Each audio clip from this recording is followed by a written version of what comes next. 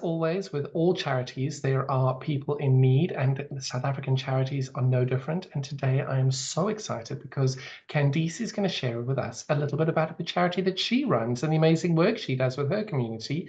So Candice, over to you. Tell us what you've been up to. Hi, John. Thanks for this opportunity.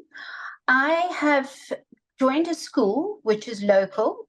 It's about 3-4 kilometers from my home, and I go there once a week to teach young girls, and there's 2 young boys who are all physically or mentally disabled. So it's a SID school, so a severely intellectually disabled school.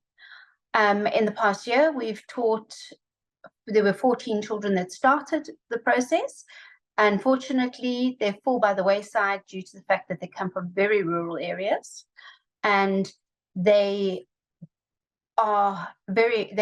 impoverished, and the conditions they live under is horrific. But they live in houses where there's no electricity, there's no things like that, but love coming to school. And in our class, the attendance went up dramatically every Tuesday because it was sewing day.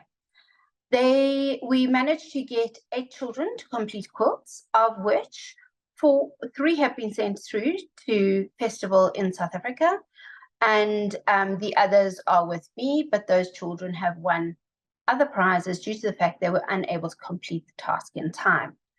Sorry, so you've had 5 people complete quilts for the upcoming festival in South Africa? Yeah, we have, yes. That's extraordinary.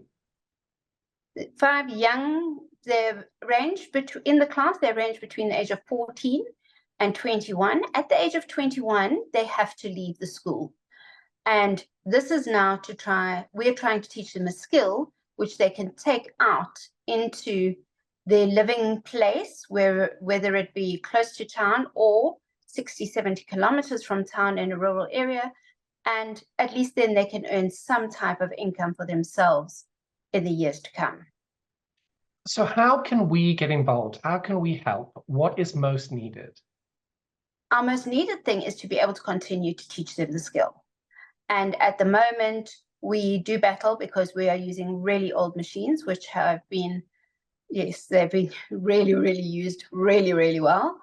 And so our goal is to possibly purchase new machines, as well as the fact that all the quilts that have been entered and those that were completed have all come from generous quilters in the area, and that have given us scraps and bits and pieces of batting and fabrics and that. And when we initially looked at it, they looked like a mishmash of colors, but the kids made it work. And so as far as anything really, I do have one little girl who is in desperate need of a left-handed pair of sewing scissors. She is left-handed. We cannot allow her to cut with a rotary cutter, so we draw all the lines for her on the fabric, and she then has to cut along the lines. And we realized there was a problem, but it was because she was trying to use her right hand to cut. And then when we swapped hands, we saw she actually needs to be taught to cut left-handed. So it's little needs like that that go a long way to making the difference for a child. So if anybody is coming to festival and wants to donate, are we able to do a drop-off point with you at your stand? Because you've got a stand at festival, don't you? Yes, I do. My shop does have a stand together with Husqvarna Biking, and we will be at festival. If we would love to receive anything that anybody is willing to give to us and to donate for these children to be able to further their skill. Well, I definitely will be bringing as much as I can from the UK to be able to do this. You've got 14 children in the class at the moment? Yes, I have 14 children that are enrolled in the class. That's extraordinary. Now, the dirty subject of money, if people do want to donate funds, how do they do that? What is the best way of doing it to be able to get to you and to the children? John, you could contact me and I could try and find out if we can get separate banking details for the project, and so that this funds go directly to the children. And from me, thank you for doing what you're doing. I know how much time and effort it takes to do it, but I also know how rewarding it is being able to do this amazing work that you're doing. So hats off to you. Oh no, it's only a pleasure. And the joy I get from seeing those children's faces when they had finished their quilts was amazing. And when they first started, they didn't even know what a quilt was.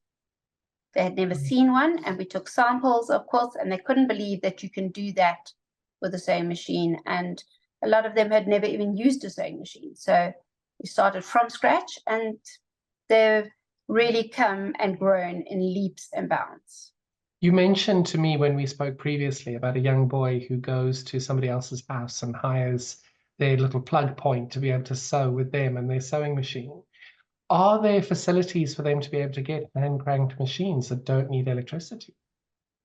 In South Africa, we are able to get them from a certain brand. And we have in the past gotten one for a young girl who was leaving, who we had raised the money to sponsor one to. So we are able to get hand cranks for the children that are in areas where there is no electricity. It's extraordinary. Well, thank you, thank you, thank you. I can't wait. And hopefully we'll get a few rand to be able to do this. Thank you for what you do. And it's a small way of us saying thank you to you. And thank you, John, for doing all this work to push this initiative along. It's what we're here for, is when we can do more, when we do more, we are better. It just makes more sense. Definitely.